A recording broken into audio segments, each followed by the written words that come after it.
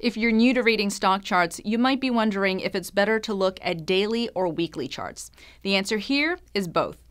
Daily charts give you a detailed look at a stock's action at key moments, whether that's reaction to an earnings report, analyst commentary, or news reports about the company.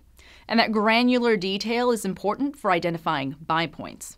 But weekly charts cut out the noise of daily fluctuations and give you a better view of the big picture, keeping you focused on underlying trends. Let's take a look at Ollie's bargain outlet, starting with a daily chart. Look at November 21st, 2017. See how the stock was climbing sharply and rising above average volume? That's what you want to see in a lead up to a breakout, which is the ideal time to buy. We'll cover breakouts in greater detail in upcoming videos. The daily chart here shows Ollie's clearing a new buy point in heavy volume.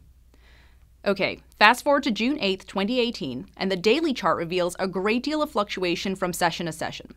That volatility could have spooked you into selling too soon.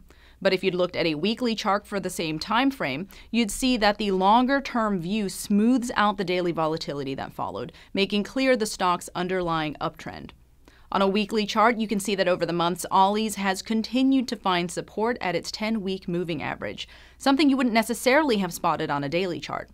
Using a weekly chart can help you to sit tight and hold on to shares that you might have otherwise gotten rid of, giving the stock time to climb higher.